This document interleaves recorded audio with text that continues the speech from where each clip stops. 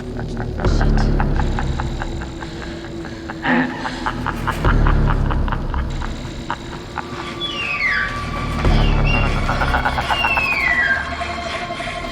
God.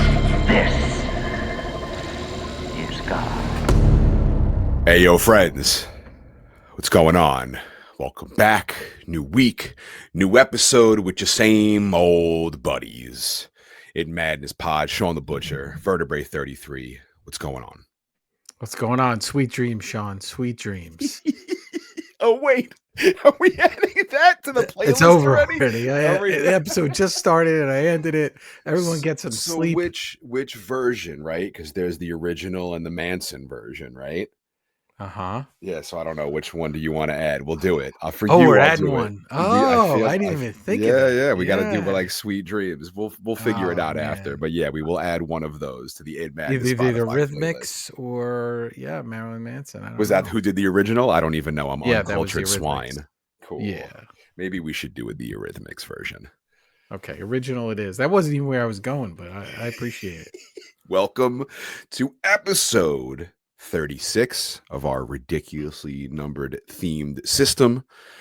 Make sure you follow us on the socials at In Madness Pod, the premier podcast on all of the socials. You can email us inmadnesspod@gmail.com. I don't know if Vertebrae remembers the conversation we had off air last week. Oh, look, he went complete darkness on YouTube. No, I'm here. We had a conversation about you, the listener. Yeah, I'm pointing at you. I'm talking to you, sending in your voice notes because we dropped the ball last year with the year in review. I think we were in the middle of Exorcist last year, so we didn't do a week in review. So now we are going to recover this dropped ball, and we are going to do a year in review, and we can't do it without you. So it doesn't have to be a voice note. It can be an email. It can be an email or a voice note or both if you want. Send them to inmadnesspod@gmail.com. Tell us one of your favorite parts of this podcast from the past year. We want to hear from you. Your participation is what matters. Send voice notes, send emails. Even Charlie, if he could break out of In Madness Asylum. I'm going to be with Charlie very soon. He's got something cool coming up. We'll have to talk you got visiting hours? You got visiting hours? You're going to sneak him in some cigarettes or something? Yes. I don't know. Through my bunghole. Oh my, Charlie. Don't smoke those. Check us out on YouTube. Subscribe, like, comment, give us the 5-star reviews everywhere. Check out the In Madness Spotify playlist, which brilliantly enough, 3 seconds into this podcast, Vertebrae already added a new song that's going to bring us up to like 5.5 hours of nonstop music from a variety of artists. Spread the madness. Tell everyone you know about this show. We want to wrap the tentacles worldwide and have everybody listening to this podcast, and you can get your shirt and represent for your boys in madness.com. And the most important question of every episode for the last 2 years, Vertebrae, what mug do you have? So I don't have a mug for the film that we're on. So I just, we're going to start hitting a point where I just show Star Wars mugs because I have a ton of them. So this is a really cool sculpture Star Wars mug from Galaxy's Edge. So this one is pretty awesome. And I do have something from the film that we're going to do. So I was given this a while back as a gift, and I thought it was really cool. And it's a set of wait. All right. So if you're listening at home in your podcatcher right now, I'm holding up a box of Nightmare on Elm Street cards, and Shawn is holding up the same exact box. I had no idea he had these, and I was like, "Do I have something from the film? I think I do." And then it was a random gift from somebody, and I was like, "Oh, this is really cool." Very cool. And now I have it. Check us out on YouTube. You can see all these cool Nightmare on Elm Street cards. I have what Todd McFarlane did, the movie Maniacs toys. I have a Freddy from that. I think I have an 8-bit Freddy Funko Pop. I'm just saying this to mark it as a bullet point so I know to post Yeah, to all of this post it. stuff. You know what I want, Sean? I don't know if they make it, and I should have looked it up before I say this.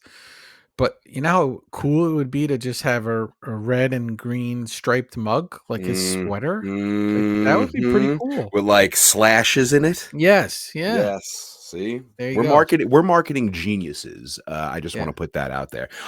You could, aside from a doctor, you can also call Dr. Butcher marketing genius. All right. Yeah. AKA marketing genius. Right. Right. So So we gave it clearly, away. yes. Here, what vertebrae? What movie are we doing? So we're doing 1984's Nightmare on Elm Street, released November 1984. So we are in the anniversary year for this film. Written and directed by Wes Craven, who is an icon in the horror business, in the horror film business. And he starts out with The Last House on the Left in 72 and The Hills Have Eyes in 77. And then he kind of struggles a little because of those films really freaked people out. And he does a Swamp Thing movie in 1982. He does Swamp Thing before leading into this. And he also went on to do The Serpent and the Rainbow, which is a pretty crazy film. Shocker, Vampire in Brooklyn, and then it's Scream. It's Scream City, which I had mentioned, ironically enough, You're in. before last time. And he works on 1, 2, 3, and 4. And he's commonly recognized as one of the greatest masters of the horror genre. Beautiful. And a big part of that is just his impact on what he does with this Nightmare franchise, as well as the Scream franchise, and kind of tips things on its ears a little bit. The score by Charles Bernstein, I do not have this on vinyl, although they did just release a really cool 40th anniversary version that once I saw it, I was like, huh, I don't have it on vinyl, but maybe I need to get this now. One of the reasons I never really got it on vinyl, Sean, is although this movie is hokey at parts, it Iconic. still really Epic. freaks me out. It still really freaks me out. And I want to tell you, we share stories about when we're going through these movies. And so this is last night, and I've now watched the film 2 times, and then I watched the making of documentary, which was fine. It's okay. And I'm like, I'm going to watch it a third time and kind of like, I just like to live in these films that we're doing and just soak it completely in. And sometimes the situations are better than others when you do that. So I fall asleep on the couch. First mistake. Watching it. Yep. What And are then you, Glenn? Yeah. Then I wish.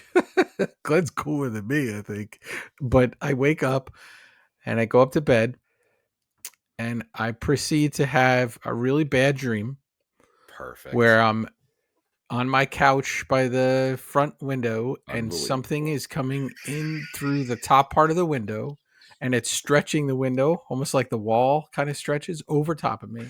So cool. So I start making noises and my wife's like, "What are you doing?" Like I start like almost yelling in my sleep and she's like, "Are you okay?" And I'm like, "Yeah, I had a bad dream." Not 5 seconds go by. Oh no. And my daughter screams out. And then I'm just frozen in fear. We don't know what she said, and we never heard another peep.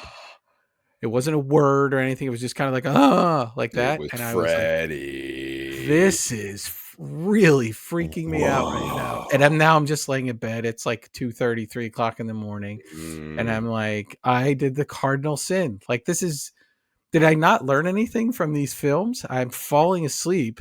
And I'm falling asleep on the couch, waking up, going back to sleep again, and then having this really freaky dream. So this movie still freaks me out a little bit. A couple other notes, and then we can jump in really quick. There is a novelization of this, but it doesn't come out until 91. So it really sticks to the film. Whereas we get these cool novelizations where it's open and they just have the shooting script and they can fill it in with all these other little tidbits, or we get Halloween where we get this crazy backstory. on Michael Myers. This pretty. It's not as much fun. There's really no lore added to it. There's just kind of like some minor changes. I think one I might mention later on, but not that big of a deal. The poster though, Shawn, painted Sick. by Matthew Peak, Sick. incredible poster. Sick. He goes on to paint the rest of the posters for the rest of the series, and he's right out of art school when he makes this film or makes this poster for this film. But his brother also was a poster painter, and his father was a legendary poster painter, Bob Peak, and he painted a poster for My Fair Lady, Apocalypse Now, and he goes on to do a bunch of other posters. And Bob Peak was kind of like the house artist for the Star Trek franchise. So in the year that his son was hired to do Elm Street, his father was working on Star Trek 3, The Search for Spock. So that's pretty cool. And his older brother also worked on him. That is absolutely incredible poster. And it's not some like accurate depiction of Freddy or anything. It's just super well done, very weird. All the posters for the Nightmare on Elm Streets are very weird, very dreamlike, and incredible. That's probably one of my favorite horror movie posters of all time. I think because it's also very arty looking, like the way it's painted and the craftsmanship with that. It doesn't have to be just a direct thing from the film. So quickly backstory on this. The original idea for the film was Craven had heard a bunch of stories or read a newspaper article about young men dying while sleeping. And that kind of prompts this. He mentions in the documentary, which is called Never Sleep Again, the making of Nightmare on Elm Street. He recalls a man walking down the street, past his childhood home one night, and he thought he was watching him. And he was a creepy looking guy with a fedora on. So that's where we get Freddy's iconic look. But did he also run like this? Yeah, did he have those massively long arms that are these like The Stretch Armstrong hands? Yeah. And it's shot on the same stage used to film the TV series I Love Lucy. And it takes a long time to get this film off the ground, and then they only have 32 days to shoot. And I think that's a theme we've gone through on some of these older films, some of these incredibly iconic films that we've gone through, the older ones. They don't have much time. They don't have a big budget. They have to figure things out quickly.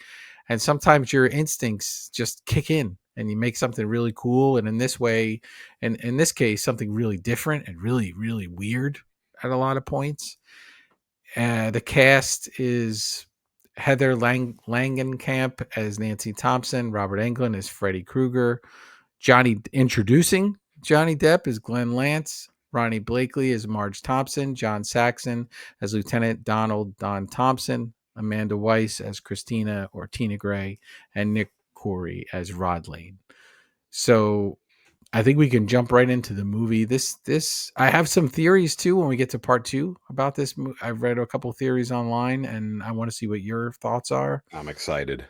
But I took up too much of our time already. So no, not at all. I've been wanting to do this movie for a while. It's an absolute classic. Happy 40th anniversary. It is on our list under the 40th anniversary category.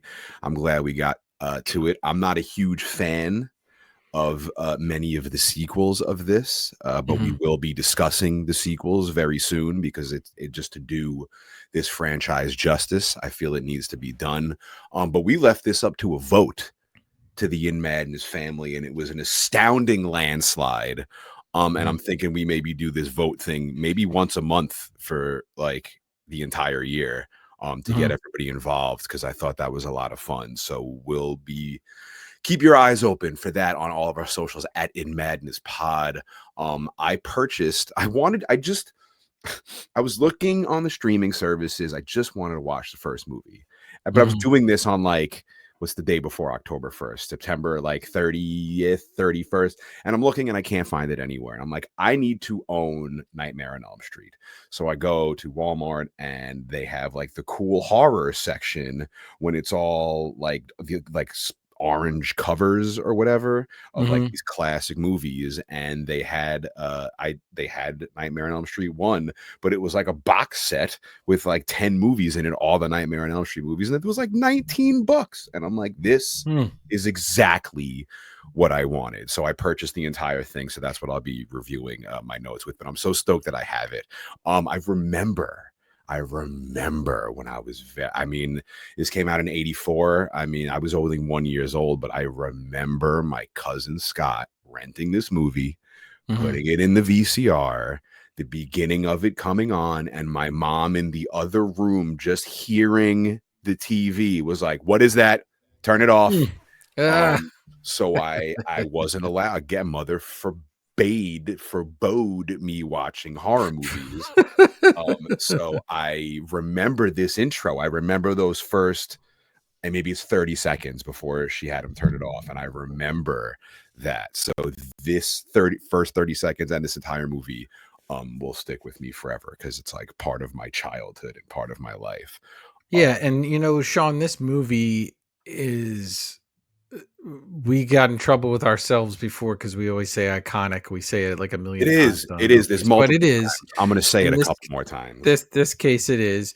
And this was one of those movies, we've mentioned it before, are that people talk about it and be like, have you seen this movie? Like there's clamoring, and people sometimes claim they've seen it when they haven't even seen it. And it just, the build up to it is just incredible in the world. And I bet a lot of the people who were freaked out by it hadn't even seen it or had only seen parts of it. Like And Exorcist, like the word yes, spread. Yeah. yes, absolutely. And this was one of those kind of like dare movies, like, oh, you're going to be able to watch Nightmare on Elm Street. Now, looking at it through our eyes now, there's certainly things that pop out, as you can tell that the budget and 32 days of shooting impacted some of this. But in between those moments are moments that other films have been emulating for 40 years. And it takes bits and pieces of other horror films that we've seen before it, in Halloween, in The Exorcist, and it uses parts of that in here. And Wes Craven being the master of horror he is, but also always wearing his influences on his sleeve and always trying to turn horror unto itself, in on itself. And he does it really successfully in the Scream films, where we start analyzing film inside a film and rules of horror and all these other things. But he's doing it here too. And this film, who can't relate? I mean, I just said the story right now, but who can't relate to having a bad dream? Who can't relate to dreaming and swearing that it was real? That you wake up and it's like, or that you don't wake up because you're still in like another dream, right? They You're trapped nailed inside each other. they nailed some of my nightmare scenarios. Like I tend to have the same nightmare over and over, and things that happen in that happen directly in this movie. Mhm. I had a dream that I was in a very, I'm not gonna even say, I had a dream recently, something horrible happened. I lived through the thing that happened, but like I Mm. woke up and I was genuinely bummed out the entire day, Oh yeah. based off of that dream. And like, yeah, that's the impact they have. And like deja vu, you know. Mhm. um A I glitch in always the Matrix. I wonder what deja vu is, and I'm like, did I see this in a dream? Oh, maybe. Yeah, that's, I feel like, or like deja vu might be like a dream, like while you're awake. Yeah, I don't know what it is, but yeah, like that's, I always try to like link those together. I could be completely, again, Dr. Butcher. Right. Yeah. And for me, dreams always, I've always been one who's had a lot of really, really bad dreams and a lot of waking up. And when I was a kid, there was the sleepwalking that went on. And so sleep was never like a safe haven for me. I've started to use it in adulthood to like, I will wake up in the middle of the night after some insane dream and then just like email myself like the idea in there, because boy, that would make a really cool drawing. But I can often wake up and just run through the whole dream, and I used to write them down, and they would be absolutely insane. I also have had dreams where people, like friends of mine, or have done like mean things to me in the dream, and then I'm like mad at them in real life, and they don't do anything. But If yeah, you're listening to this show, me and Vertebrae want to know about your nightmares. Please share them with us on the socials mm, at inmadnesspod at gmail.com. Okay, let's get into it. Ready? Right mm-hmm. off the bat, I love how this movie starts, even with the New Line Cinema logo, because it kind of just flashes real quick like Red Predator vision before the movie begins. It's already creepy. The movie opens with Freddy, human Freddy. He's in a boiler room building the iconic glove, the one Vertebrae held at the Museum of the Moving Image. Yep. Torable glove's got knives for fingers, and across the screen, Nightmare on Elm Street. As So Freddy's, wait, Sean, I'll stop you yeah, here. go ahead. The way this is filmed with these little, like, it's like a screen. It doesn't take up the entire screen. It's like you're watching it on something else, like you're watching it on television or through something else, or dare I say, inside a dream itself. Eh, That's a really interesting kind of title sequence, and the way they do the logo, and we see him building the glove, but it doesn't take up the entire screen. It's really cool. Kind of looks a little bit like a music video in a way, and it is 1984, and heyday of MTV is going on. But for this, for the movie, they made 3 different gloves. They made one out of balsa wood, one out of rubber, and one that was made with fish knives, and that one they called the hero glove. And they actually cut things. And Robert Englund, the first time he puts it on, they say he cut himself, which is apparently everybody cut themselves with this thing. But it was also heavy, so it caused his shoulder to droop a little. And when you watch the movie, you notice that's his stance, and the way he's walking around is kind of with the droopiness going on. And that was from the Cool. glove. And I imagine, 32 days to shoot, get on set, see what you have to do. Here's the glove. It is what it is, and let's go. And then just work it into the character. And Robert Englund does an incredible job of crafting this character. And you know as the series goes on, it gets more one-liner jokey than it is now. But he's, the makeup job is incredible. It's just, yep. He's a hard villain to dislike. Freddy's gloves with the knife claws teared through a sheet. A young blonde walks into frame, walking down a long, damp hallway in her nightgown. This is what I remember from my cousin putting on the VHS. And then the iconic theme kicks in. If it's on the Spotify, I am adding it right now to the In Madness Spotify playlist. Steam's coming out of the pipes. There's water dripping everywhere. The girl is running around as if she's being chased. And across the screen, introducing Johnny Depp. Talk about one hell of a debut. I bet everybody wishes their debut was as cool as this movie is. We hear a voice calling, Tina. Tina. She hears a noise and is startled by a sheep running through a corridor. I guess this is a reference to counting sheep to fall asleep. Yeah, I would think so. Or leading a lamb to slaughter. Oh, Maybe he was thinking. good. Yeah, so it could be Sick. either one, but yeah. Tina runs down to the boiler room. It's creepy as hell. This nightmarish area. Pipes are clanging. You hear steel scraping, making this horrible, eerie noise. We see him, Freddy, quickly lurking around, laughing. We see his hand scrape against the pipe, making this awful noise. He tears through the sheet with his claws, and Tina begins to run away.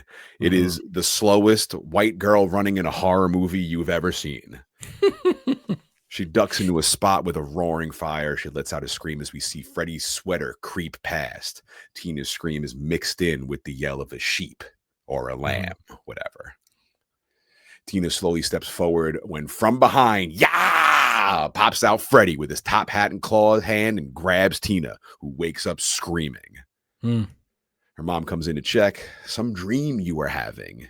Tina looks at her nightgown, and there's slashes in it from Freddy's knives. Whoa. So wait, she wakes up from a dream, or does she, Sean? So think about this one little theory. There are some theories online, Oh and Christ. that the entire film Is a is dream. a dream, and Ugh. it's one person's dream, and we can get into who that is when we get to part two. Mhm. But Okay. it's it's interesting because we just don't know reality and dream in multiple scenes in this film, multiple times that we're not really sure all the way through, and especially at the end. So does she wake up? I don't know. But she also has that cross over her bed, which is, you can't. I couldn't help but think of The Exorcist. I know it's common for people to have a cross over their bed, but I mean, we're in a horror movie here, so yeah, yeah. And mom's she's not so concerned, right? She's got her boyfriend or something, Her and lover for the night walks right into Tina's room trying to still get some from Mother, who shoves the man off.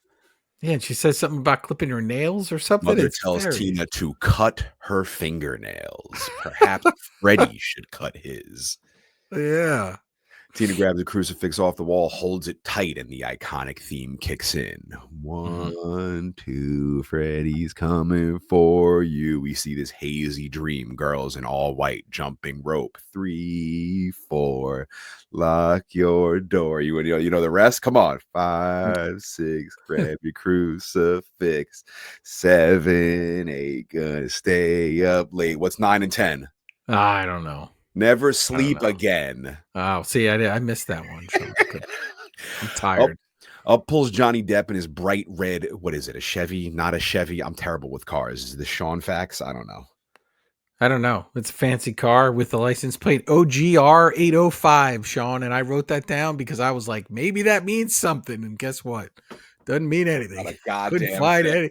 I was Googling my little heart out, trying to find out what OGR 805 Please mean is. something. Yeah, I was desperate. How could we tie this film to 7? We've got to be able to tie it. Oh my god. Yeah, imagine. It's some fancy ass ride he's got. Tina's riding shotgun, and there's a girl in the back. Tina's telling them when she woke up, she still felt like Freddy was in the room. The other girl says, a boogeyman. The other girl says she also had a bad dream last night.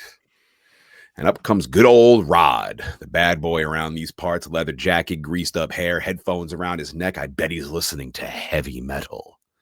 1984, Sean. What's he listening to in 1984? Dokken, Skid Well, Row, I know why you said Dawkins. Motley Crue, probably. Striper. Is he listening to Striper? No, Striper isn't that like Christian metal? Right, but I knew a lot of people that liked Striper. I To don't hell know. with the devil. I I think don't that know we're not Rod. adding that to the In Madness No, playlist. I feel like Rod would not be down with Striper. You don't think so? I think he might be a little bit of a poser, this guy. No, Rod's a bit of a douche. Him and Tina have this awful relationship where she talks about his penis and she makes fun of him, and he tells her up yours with a twirling lawnmower. Just the Yeah, ultimate, what does that even mean? the ultimate power couple. So 1984 top metal songs. Go Power ahead. Slave. Yep, Iron Iron Maiden's Maiden. Power Slave. Yeah. Metallica's Ride the Lightning. Yeah, he's definitely listening to these.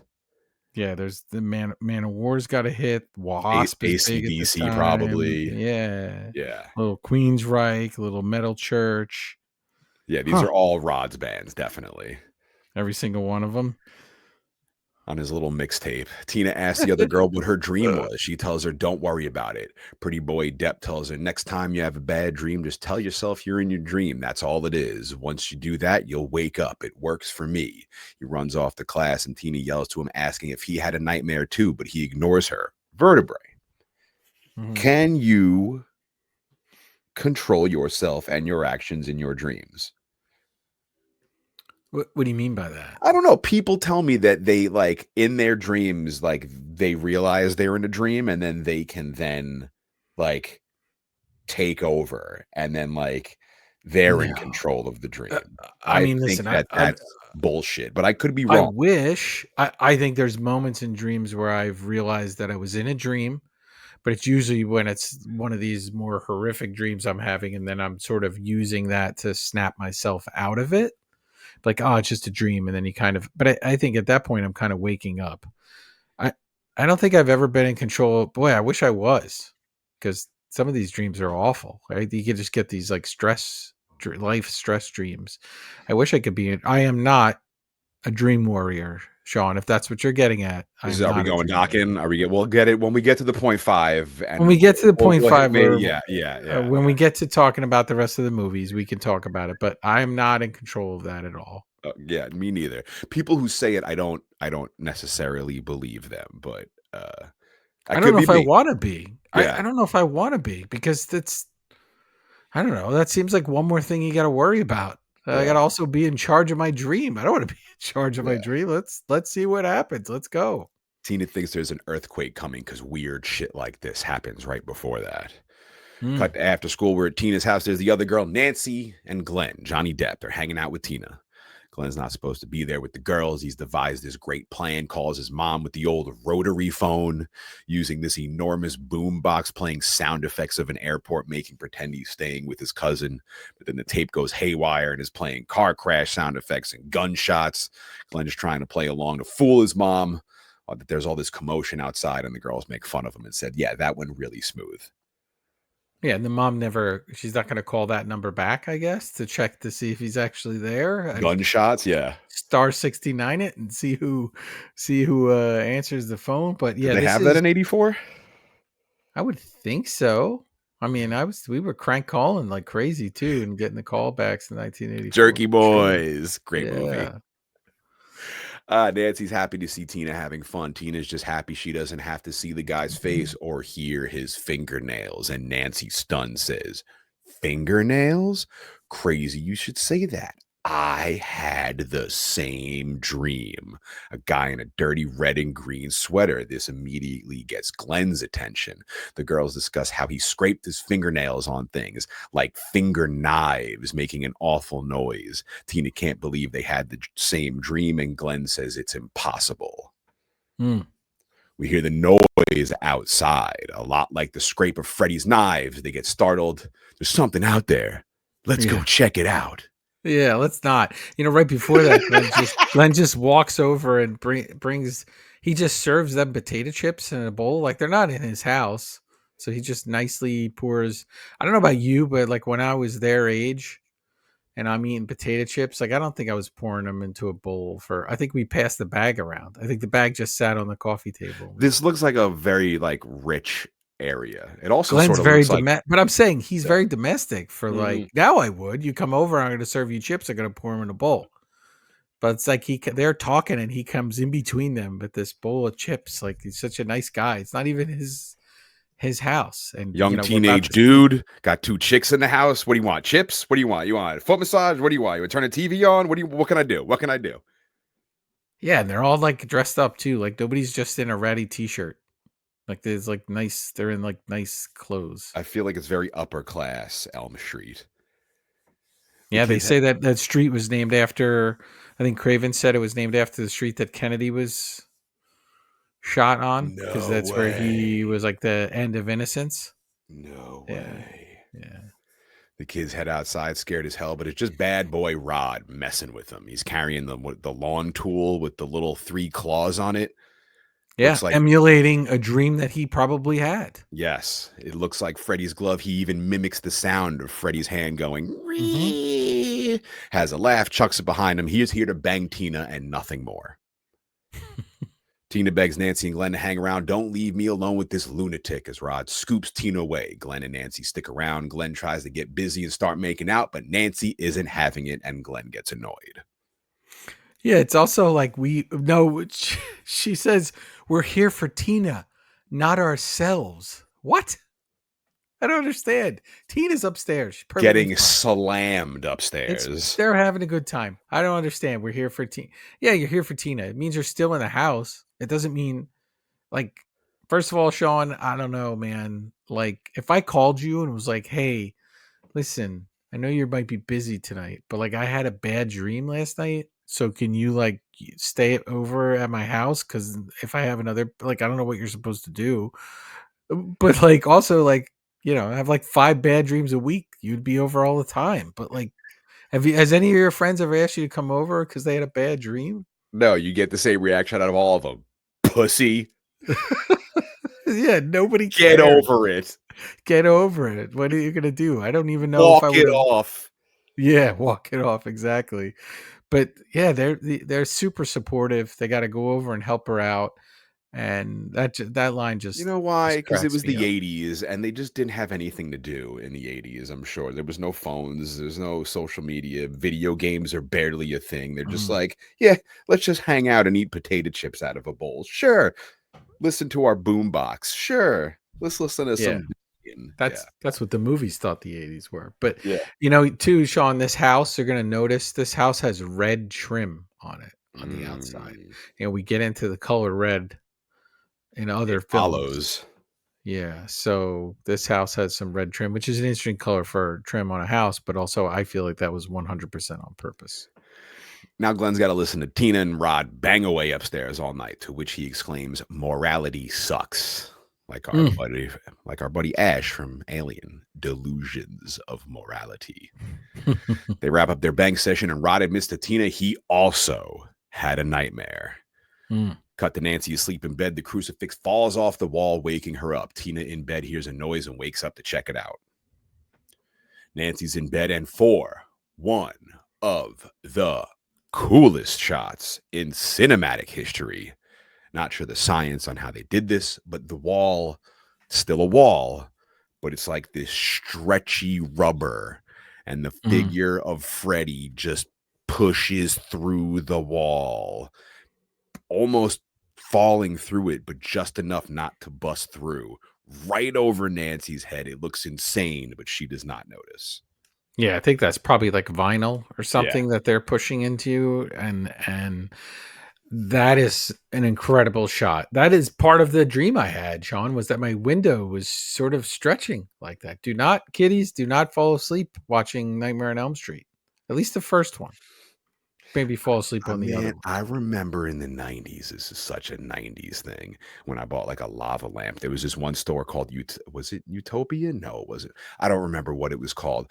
But back in the 90s, one of the hip things was like it was like a poster thing, but like there was like a face like popping out of a wall just like Freddy looked. And like I feel Mhm. like that inspired that whole line of those things. I don't know if you remember. I'm gonna look them up on Google and see if I can find one and post. Hmm. But like everybody in the 90s had those like things pressing out of the wall things, totally inspired by this. He sinks back into the wall. She turns around to put the crucifix back and knocks on the wall, but now the wall is solid. It's very cool. But Nancy can feel something's not right. Meanwhile, Tina's doing the typical 80s horror. Is anyone there? Who's Mhm. out there? Walking around a yard, but we hear him. Freddy's whispering, Tina. She walks into a dark, dank alley to inspect when from behind her pops up a silhouette of our buddy Freddy. The camera pulls back and we see Fred's also got these long, slinky, Stretch Armstrong Mm, arms mm, that mm. run the width of the whole alley. Yeah, this is one of the parts where I think if they could do it again, they would have done that part differently. It It clearly looks looks like somebody's like sweet. holding on mechanisms or Like something to make. slinkies, like he's got two Yeah, slinky arms. they're very weak arms, and it looks like it looks cumbersome, Sean, to hold those long arms out. We should add that to the Seven Mary 3, great fucking song. we should add that to the Embed This playlist. I often use that word to people just to see if anyone relates it to the song, and then when they do, we have a little moment. So I love it. So what I like that in this world now we see that like he's got these cool, fun, supernatural powers that he can bend to his will. yes, is he in control of the dream world? Is he in control of their dreams? Is he along for the ride in these dreams? Because there's clearly some rules. He's teasing them in the beginning. It's not like he just pops up and kills them right away. He's messing with them in the beginning. So interesting. It just popped in my head. I'm sorry. There's the great Treehouse of Horror Simpsons episode where they do a Nightmare on Elm Street thing, and groundskeeper Willie plays Freddy, and he's killing all the kids in. Mm, nice. I won't get into it. I mean, if something pops up that comes to my mind, but yeah, that was a great episode. Freddy's nails are scratching the wall, making the horrible shrieking sound. His burnt, mangled face and top hat come into clear view, and Tina says, "Please, God," as Freddy whips up his hand and says, "This is God." Mm. Tina then does a classic 80s horror slow run. And it's great because in the same shot, all the way behind her down the alley, is the silhouette of Freddy, who's doing this great, like, wacky dance run as he's chasing And he looks behind her. little for Yeah. some reason in that shot. It's really interesting. There's a lot of weird things they do. We're gonna get another one right now, but this is. I mean, listen, we're talking about dreams, right? So weird things happen in your dreams, and it's also cool. We've introduced this character. We don't know his backstory yet. We know he's creepy as hell, and he's got a hat on. Which is this the first? Is this the Killer first with a hat? killer in a movie that, like, in a major horror movie, that's like wearing a hat? Yeah. Yeah. I suppose And that's so. a risk. I would say that's a little bit of a risk in this. I think if he doesn't see the silhouette of that guy or the shape of that guy that thinks he's looking at him when he's a kid, maybe he doesn't do that because it doesn't necessarily, we're in 1984, so we've already seen Indiana Jones. So sometimes film studios will be like, well, that character wears that hat or that character has that, so that can't have that. But there's a little bit of a risk. Imagine if they picked a different style hat completely, if it's like a baseball cap or something. That'd be amazing. I'm just trying to think of now other horror icons with like Reagan from Exorcist with like a Yankees hat on or something. Yeah. Or somebody just has like a different type of fedora or like one of those like ragtime hats or something, or beret. Could you imagine, Jason with a beret on? No, it completely takes the Michael Myers, a little friggin' twisty with the Fozzie hat. Yeah. Sure enough, We Tina's should running. What's up? we should make an Instagram that's just horror characters with hats hats. on. They would just Photoshop weird hats on their heads. I'm leaving that up to you. I bet we'd get more followers than the In Madness Instagram. Sadly, killers with hats. Sure enough, Tina's running, turns around, and somehow, instead of being behind her, Freddy pops up on the opposite side and grabs her. As she's running, there's a tiny, thin little tree. Too thin for anyone to be behind, but not Freddy. This is his territory now. He pops out full body from behind this little tree, tells Tina to watch, and he lifts his hand and chops his own fingers off with his blades like little hot dogs, and this greenish, oozing predator blood starts squirting out of his fingers. Again, he's hard not to like. Yeah, and he does like a weird, when you watch that scene, when he says it, he glances over to his finger, back to her, over to his finger, back to her. He does it like 3 or 4 times. He's like, in that scene. Yeah. Yeah. Freddy tackles Tina. She reaches up to grab his face and rips his face off. And we see this crazy looking face under his face. And again, he lets out this insane Freddy laugh. Mm-hmm. And that's a little hokey, that part too. There's a few parts that feel like a horror fun house. He almost looks like the face of one of the people from Raiders of the Lost Ark, actually, when they pull the face off. But it's very interesting. Tina screams. Rod wakes up, but now Tina is under the cover. She's under the covers screaming, and Freddy is under there with her. She's yelling for Rod to help her. He pulls off the cover, and like Reagan in The Exorcist, it's just Tina yelling and screaming bloody murder alone, flopping around maniacally on the bed. Her nightgown rips open in 4 slashes. Freddy's claws tear her chest open. You don't see the claws, you just see the chest tear open and blood pouring out. Which, my friends, brings me to my first, yes, first milking of the alpacas moment. Wait, I thought we set some ground rules. No, I'm breaking them. I'm breaking them. So, Shawn, we should explain very quickly to new listeners, because we've been getting a lot of new listeners lately. Yes. What is the milking of the alpacas? The turning point, the oh my God moment. We got it from the movie Color Out of Space, our 5th episode of In Madness Pod, one of my new favorite movies, but it's just the moment in this film, in any film, you name it, every film has it, because we highlight it in every film, and sometimes, rarely, multiple times. The big oh shit moment in Barbarian, it's the lady smashing his head against the wall. In what was another one? What was But see, the thing is, you held to your rules, but not for Alien. You held to the rules, but for Nightmare, you're breaking them again. This has too many cool parts. For Is my this first milking of the alpacas moment, is for my this first episode dream. real, or is this am I Is in a this a dream dream? where Sean's making too many milking of the alpaca moments? Tina rises, levitates off the bed. She's being flung around in midair. Rod is panicking, screaming her name. She gets tossed in the corner on the floor, and slowly, in another one of the most mind-blowing shots ever, she ascends up the wall, upside down, covered in blood, holding on to the ceiling, screaming as Rod is watching along in horror. She's screaming, he's screaming. It's horrifyingly brutal. She falls to the bed, blood splatters everywhere, and Rod is out of there. Yeah, and for this scene, Sean, they built this spinning room so they could film this scene, which made some of the actors a little bit dizzy. But they've got to build all the stuff. They built the main house that's going to feature in the rest of the film. They built that whole house. It's like both floors in this, where they're filming. So they had to build this sort of spinning, rotating room to film the scene, which is very Exorcist. This scene too, very Exorcist. But this is where we get our first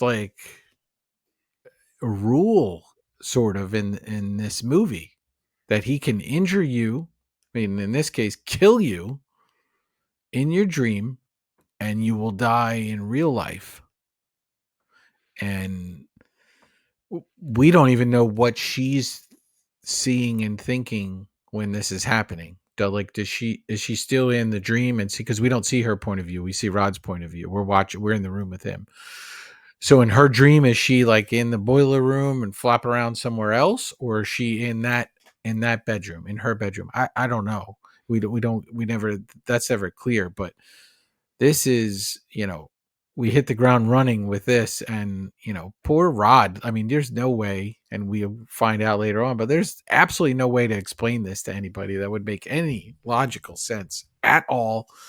And he does what I think a lot of people would do, is panics and takes off, because how the hell do you explain this to somebody? It's like Predator, the invisible killer. Yeah. Nancy runs up to check on all the commotion. Her and Glenn burst in the door and find Tina's mangled corpse and Rod nowhere to be found. He hopped out the window like Father Karras in The Exorcist.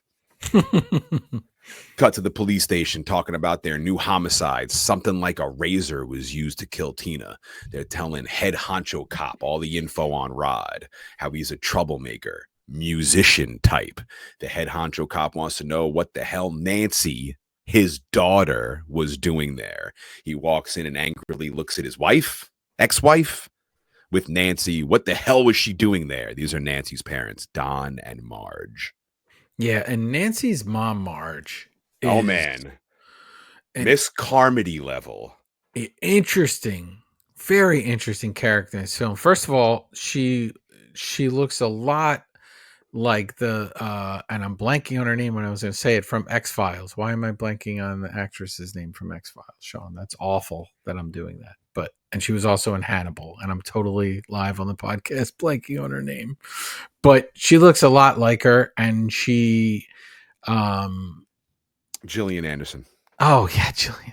And Dana Scully. David Scully. And David, I was going to say Scully. I was going to pull Shawn and say the character's name. Close enough. And Duchovny, but she looks a lot like her.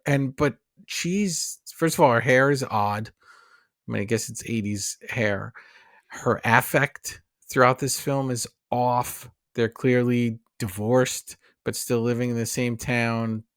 But he's the chief of police, which is odd if she's been around a little bit, and with the chief, I don't know. It's very, very, very interesting.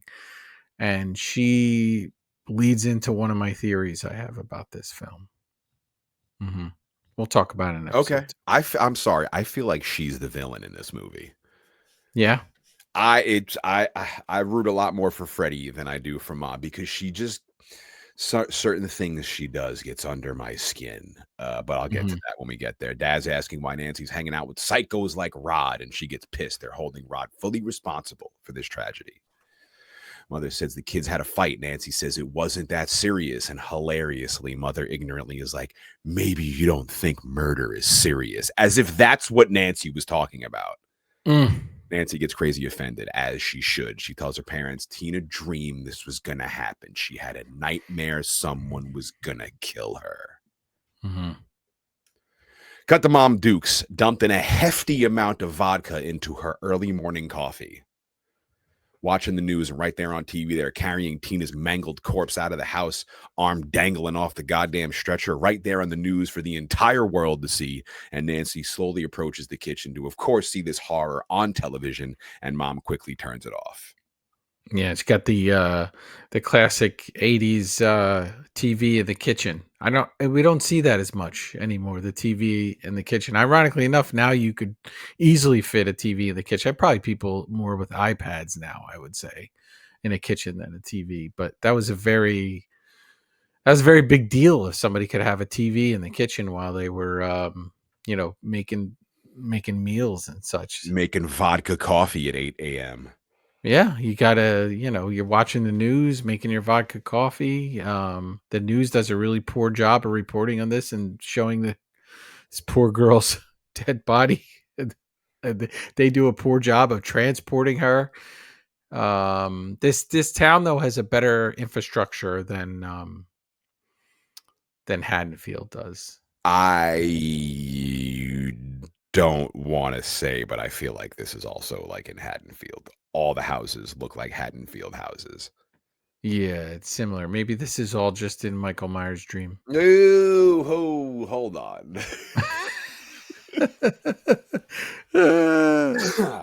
Nancy's headed to school, but Mom doesn't want her to. Mom knows Nancy got no sleep last night, kind of like me. But Nancy insists if she doesn't want to go to school, if she doesn't go to school, she's going to go crazy, as Nancy gulps down a large mouthful of coffee.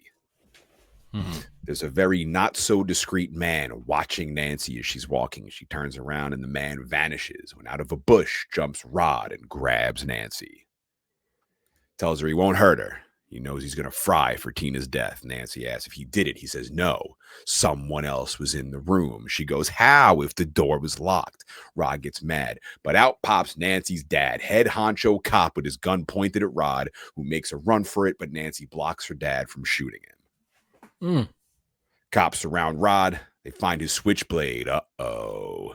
He's screaming. He insists he didn't kill Tina. Nancy gets pissed that her dad used her as bait. And Rod runs pretty fast barefoot, because he's still barefoot and in jeans. So he quickly just threw a jacket on because he was in his underwear when it all goes down. So he threw a pair of jeans on. I would have probably just grabbed a pair of sneakers too, I think, with me. But he runs fast barefoot down the street. Oh, he gets stopped and he gets booked. We cut to Nancy in class. Her teacher, the legend from the Insidious movies and Critters, and one of my favorite of all time, the crazy religious mom from Detroit Rock City. I don't have her actual name, though. Just the characters she played. That's awesome. There you go. Nancy's dozing off her desk. She opens her eyes and looks outside the classroom, and right there in a clear body bag is Tina calling for Nancy. And this is a clear connection, Shawn, to Halloween, where she's in the classroom, except this teacher is talking about Shakespeare and Hamlet. So there's actual real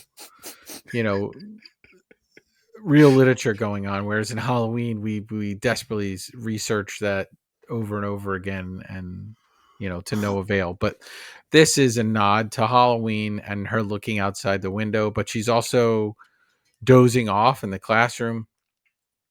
And then she sees that, and then everything just starts to get even weirder. Nancy's looking around to see if anyone else can see Tina in the body bag. And when she looks back, Tina's gone, but there's a large trail of blood on the floor. Nancy walks out of class and looks down the hall where the trail of blood goes. And I absolutely love this shot. Top 10 horror shot ever. Tina's body is on the floor in the clear body bag, and something, you can't see it, just picks her legs up and drags her body away as once again her bloody arm just flops out and clunks on the floor and drags away. And when if we back up for a second, we're in the classroom. We've got this kid John reading, and I know there's horrific things happen in the dream, but like John would make me fall asleep too. That the way he's reading that is just brutal. And the quote, one of the quotes there is, "Oh God, I could be bounded in a nutshell, and count myself a king of infinite space, were it not that I have had bad dreams." So pretty cool quote there, and John's putting everyone to sleep with reading. Shawn, do you remember like you had to get called up to the front of the classroom to read? And he's like, oh, he really reminds me of Napoleon Dynamite. Oh, I remember sitting in class and you go around and the people would read the different paragraphs. And I remember doing them, counting backwards to be like, okay, they're going up and down the rows. They're going to hit me in 4 people. And then I would like look at the next okay, 4 paragraphs from now is the one I'm going to have to read. And then there would be a few times like, oh my God, it's only like 3 sentences. Fantastic. There's no big words. I like checking it in advance because I don't want to sound like an idiot when I read it out loud in front of everybody. Jump forward now, and I'm on a podcast with Shawn the Butcher. But reading facts. Yeah, facts. Nancy chases after, but turns a corner and bumps into the hall monitor. She's wearing a brighter, cleaner version of Freddy's identical green and red striped sweater, asking Nancy, where's her pass? And Nancy sort of whispers, screw your pass. I don't know why she whispers the line. It's very strange. Nancy runs down the hall, but there are leaves blowing in the hallway. The hall monitor says, hey, Nancy. She turns around and sees the girl, but now she's covered in blood with Freddy's bladed glove. Says, no running in the hallway, and does the evil Freddy laugh. Nancy heads down to the dreaded boiler room, and there's Freddy watching her. We get this quick evil shot of his eyes stalking. He then pops out in front of Nancy, who asks who he is, to which he replies by lifting his shirt, slices his own chest open with his blades, and green slime and maggots ooze out of the hole. Yeah, that's what he's made of. Great green globs of greasy, grimy gopher guts. I just love that anytime everyone's like, who are you? He's like, I'm going to chop off a limb to answer you. And he's love, again, he's hard not to root for. That's his go-to move. Yeah. Who are you? Freddy begins his chase. He closes in on Nancy, scraping his claws against the pipe, saying, I'm going to get you. And she screams, it's only a dream. And he says, come to Freddy. He starts grossly flicking his tongue. And Nancy takes her arm and slams it against the boiling pipe, burning herself, and wakes up screaming in class. She goes. We get Shawn. Another rule. Yes. She does something, injures herself to wake herself up and snap her out of the dream. So we've had the other rule. We just got it. He can kill you in your sleep, and you're gonna die for real.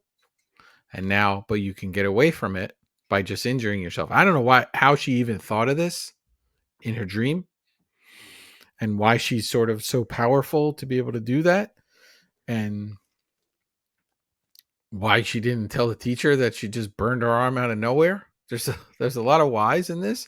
And also the teacher just lets her leave the classroom here, and she's clearly gone through trauma. Everyone in the school knows. I don't even know, to be honest with you, I don't even know if they'd have school that day. If somebody from the school, if that had happened. Massacred. Yeah. Yeah. I don't even know if they'd have school that day. But, it's the 80s. Let's just keep trucking along.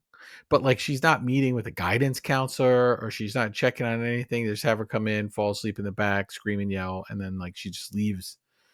She just leaves school on her own. Nobody's even watching her. So nobody's even paying attention to the girl whose friend was murdered when she was at the house. Yeah. She would theoretically could be a suspect as well. She was there, but she just comes and goes as she pleases. And not a lot of oversight for the kids in this movie. And it's funny when she leaves the classroom, the teacher's like, oh, you need a hall pass. Yeah. Says it's So timidly.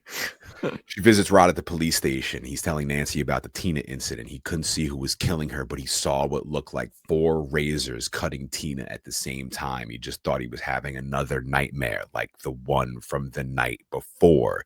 You see, there was this guy, and he had knives for fingers. Uh-oh. Back home, Nancy having herself a little bubble bath, singing 1, 2, Freddy's coming for you. By the time she hits 9, 10, never sleep again, we get another one of the coolest shots in horror film history, Between her legs, asleep in the bathtub, Freddy's claw rises out of the bubbles. Insane. His hand is creeping closer and closer toward her, but there's a knock at the door, and Freddy slinks his arm back under the water. Mother tells Nancy not to fall asleep in there. You'll drown. She's heated up some warm milk, and I love Nancy's reaction. She goes, warm milk. Ugh, gross. I agree. I love that she does not like hot liquids, just like me. I mean, I love hot liquids. Except that new butternut squash soup and Mission Sandwich in Brooklyn. I fuck with that. Make sure you pick yourself up some butternut squash soup. Oh yeah, when's we got to go there one of these days? I mean, this 2-year bit is getting old. We're gonna get there to Mission Sandwich. I swear. Go pick up my Hail Shawn sandwich. Your boy accomplished one of the greatest accomplishments in New Yorker history and got himself a sandwich at a shop in Brooklyn. Go pick up the Hail Shawn sandwich. You could even pick. Do they deliver? Do they deliver to Long Island? Brooklyn and to Long Island. We won't even go out there. They're gonna deliver here. Yeah. Sure enough, Nancy falls asleep and Freddy yanks her under the water, except now her tub is this endless pit, and Freddy's dragging her under, trying to pull her down to the depths of hell, but Nancy fights him off. She escapes. She heads right for the med cabinet and finds the stay awake, no dose pills. Yeah, and so like the mom, there's a couple things about this. One, the door is locked, so the mom has to like kind of like break in. I don't know whose bathroom doors lock and need a key. Every door in every horror movie locks from the wrong side for some reason. Yeah, usually it locks, but you could just put like a little like a coin in the little slot and turn it or whatever. She's got a whole like device in there. Also, there's a cushion in the tub, like she's leaning against a little tub pillow. Yeah, like a tub pillow, which will certainly like the mom's telling her not to sleep in there, but you're the family that owns a tub pillow.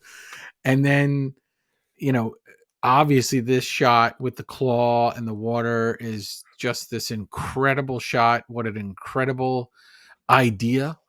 You don't have to fall asleep in your bed. It started that way. And now the next 2 times have been in public in a classroom and in a tub by yourself, presumably 2 places where you feel the safe. Well, all 3 where you feel the safest. So you're not safe at all. But most importantly, Shawn, where do you stand on baths? No, I mean, when I was like 8, yeah, but no, I can't.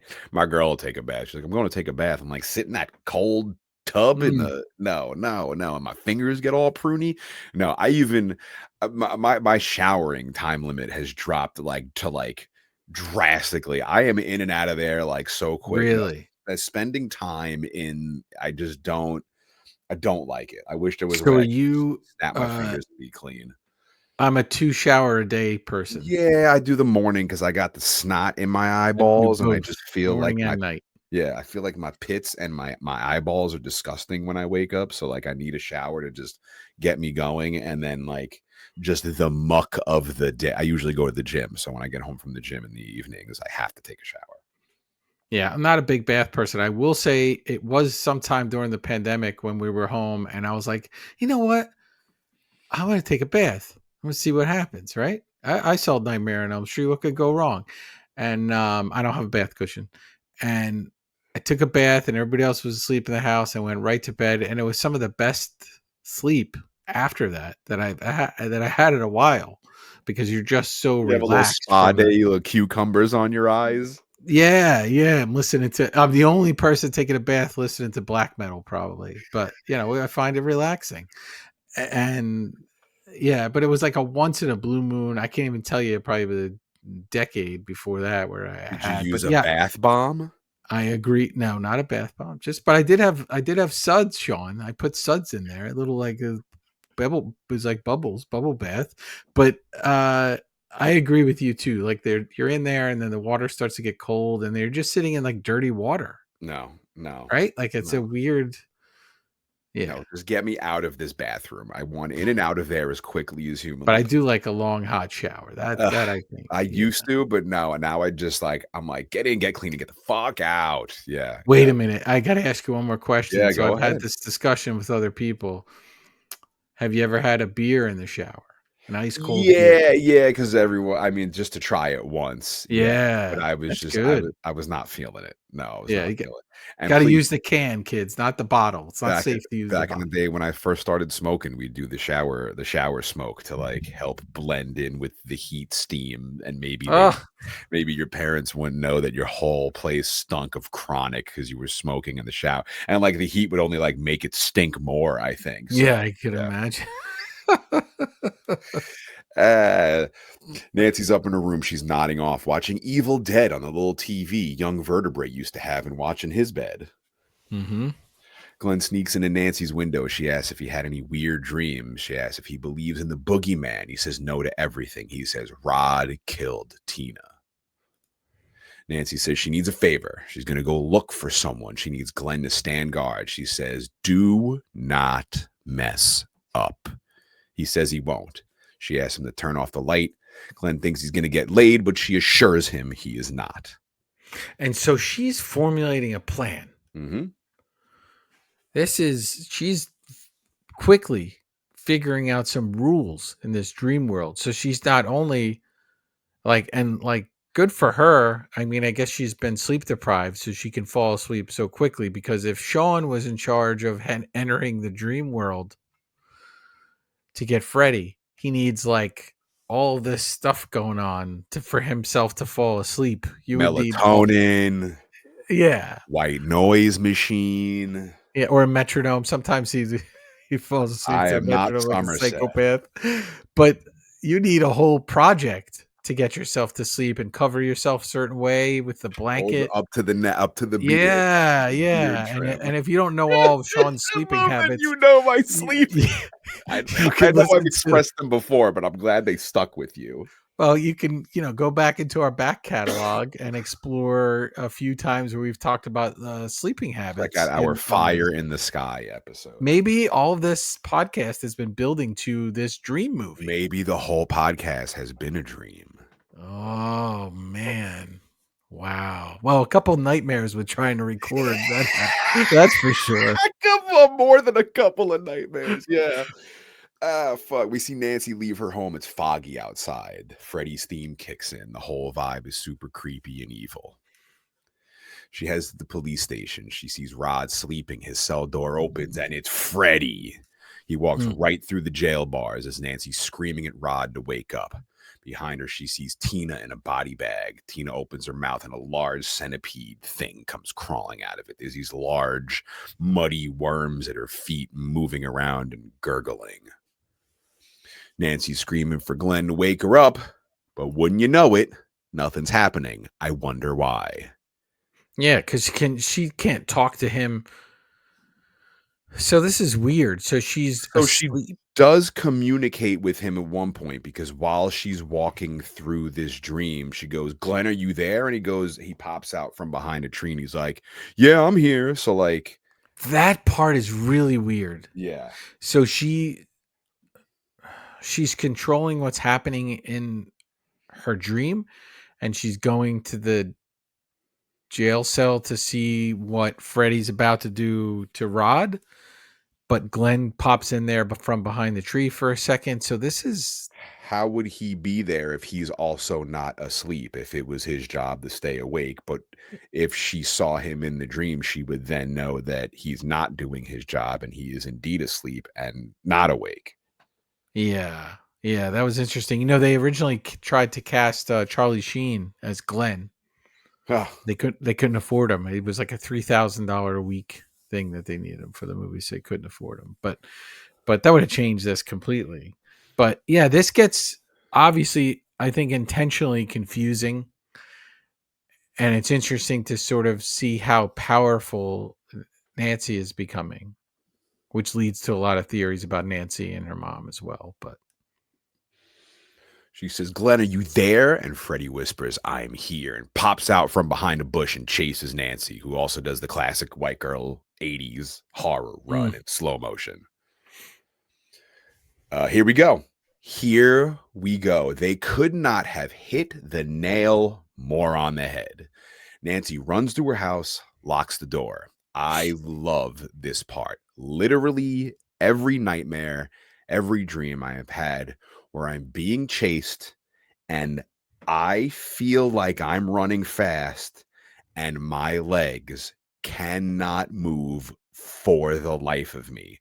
They feel like they're 1,000 pounds each. They cannot function, like I'm like wading through peanut butter. And that's exactly what happens. Nancy runs up the steps of her house, but each step turns into like a hole full of like Rice Krispie treats that she's trying to like pull her foot out of. It's fucking amazing. and they did this effect, Shawn, these sticky stairs. They use Bisquick and oatmeal, which costs like $12, and then it conveniently also matched the carpet color.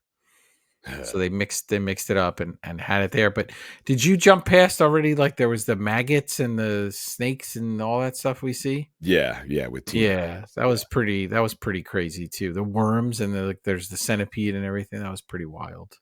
Freddy gross. crashes through the door and he's wearing Tina's face and speaking in Tina's voice because Freddy's a real jokester. Mm-hmm. Nancy gets to her room. There's Glenn, asleep. She looks in her bedroom mirror and she repeats, "This is just a dream. He isn't real. He isn't real." And that, my friends, I think is the perfect spot to wrap up part 1 of episode 36, A Nightmare on Elm Street, In Madness Pod. Hanging out with you here, Shawn the Butcher and Vertebrae 33. Are you awake? Are you in dreamland? Are you with Freddy right now? You sound like I'm not the in majority control of our audience. Yeah. No, we've got active listeners. And you know what? Tell us what you think about this movie. Write in.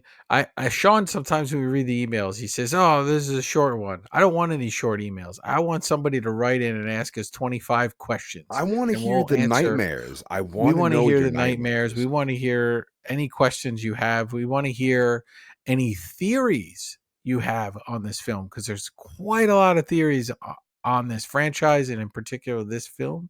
So I'd love to hear it. And appreciate anyone listening to us. We're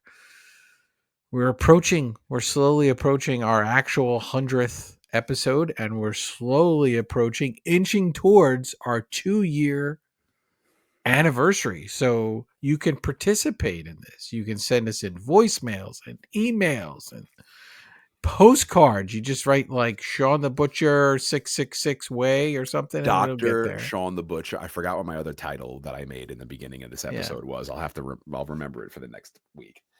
Yeah, and on Elm Street, but we'd love anyone to participate, and we're building towards our year in review / holiday party episode. So we'll see how that comes out. We want to hear from you on all of the socials at In Madness Pod. Send your emails and your voice notes for this episode, for your nightmares, for the year in review of In Madness Pod to inmadnesspod@gmail.com. You can watch us on YouTube, like, subscribe, comment, give us the 5 stars. Check out the In Madness Spotify playlist, which we've added 4 songs in this episode too. It is one of the coolest playlists that exists. Happy In Madness Monday. If that's when you're listening, spread the In Madness tentacles worldwide. Tell everyone you know about this show. And if you want to represent and rock for your boys, I get a t-shirt everywhere I go. I can't leave the house without coming home with a brand new t-shirt. And if you want one representing for Id Madness Pod, we have the cool tentacle eyeball shirt, which I love.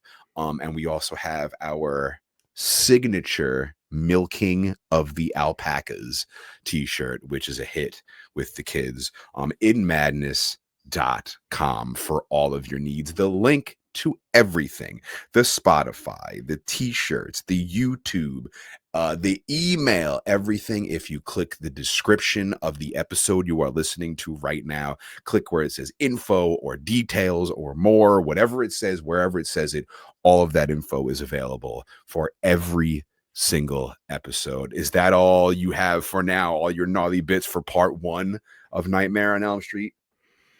Yes, I'm getting nervous to do part 2. This movie's freaking me You're out. gonna have to sleep 7 more days before our next episode. I wonder what kind of crazy part 1 nightmares you're going to have. It's possible. It's definitely possible, and if I get one, I'll share it with everybody. There was the time I shared the Exorcist Blu-ray falling off the TV stand. That happened. We were doing The Exorcist.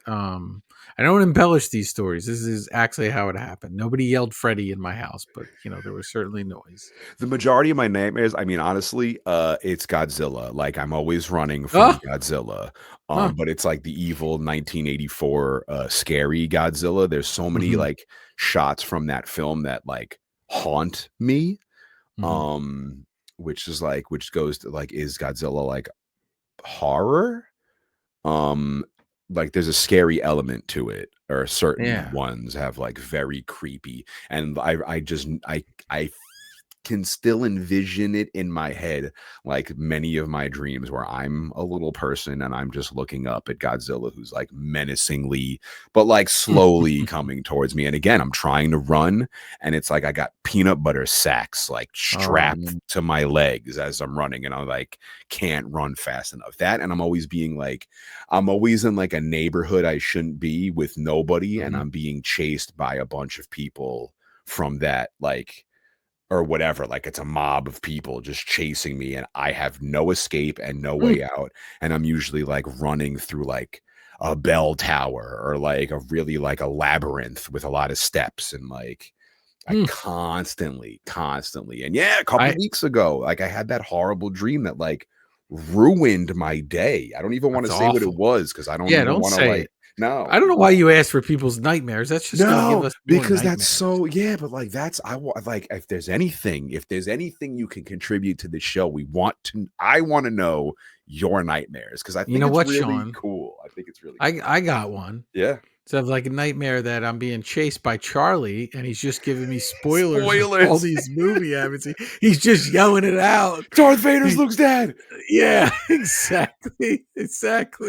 It's Bruce Willis is dead at the end of Sixth Sense. Yeah. Oh God, Charlie, shut up. Stop. Charlie. What's in the box? Charlie, don't do it. It's her head. It's her head. No, Charlie. Fucking Charlie. Stuck in Id Madness Penitentiary, Id Madness Asylum, Id Madness Sanitarium. I don't know, which we haven't given an official name yet, but regardless. Okay, so thank you for hanging out with us, and we'll see you next week. Sweet dreams.